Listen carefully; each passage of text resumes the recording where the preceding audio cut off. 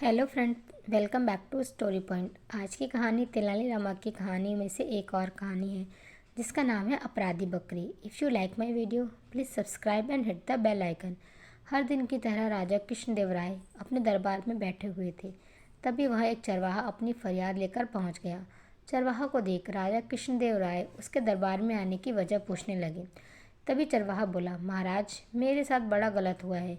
मेरे घर के करीब में रहने वाले आदमी के घर की दीवार ढह गई और उसके नीचे आने की वजह से मेरी बकरी मर गई। वहीं जब मैंने उससे अपनी मरी हुई बकरी का हर्जाना मांगा तो वह हर्जाना देने से मना कर रहा है।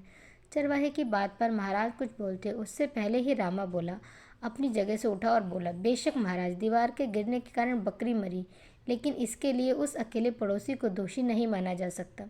राजा के साथ दरबार में मौजूद सभी मंत्री और दरबारी भी तेनालीरामा की इस बात को सुनकर हैरत में पड़ गए। राजा ने तेनालीराम से तुरंत पूछा, फिर तुम्हारे हिसाब से कौन और दीवार गिरने में अपराधी है?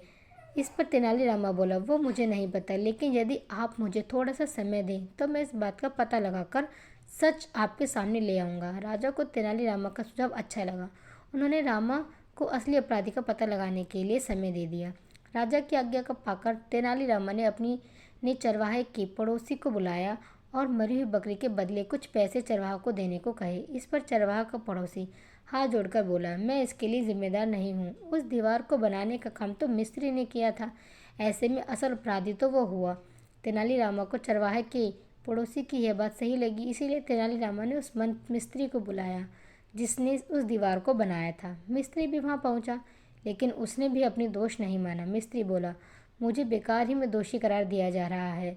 असल दोषी तो वह मजदूर है जिन्होंने मसाले में पानी ज़्यादा मिलाकर मसाले को ख़राब कर दिया, जिससे दीवार मजबूत न बन सकी और गिर गई। मिस्त्री की बात सुनकर मजदूरों को बुलाने के लिए सैनिकों को भेजा गया। जब वहां पहुंचकर सारा मामला मजदूरों को पता चला तो मजदूर बोले, इसके लिए हम दोषी नहीं हैं, बल्कि वह व्यक्ति है जिसने मसाले में ज़्यादा पानी डाल दिया था। इसके बाद मसाले में अधिक पानी डालने वाले व्यक्ति को भी राजा के दरबार में पहुंचने का संदेश भिजवाया गया।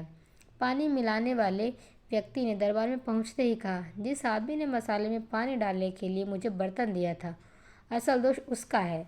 यह बर्तन बहुत बड़ा था, इस कारण पानी का अंदाज़ा न लग सका और मसाले में पानी अधिक पड़ गया।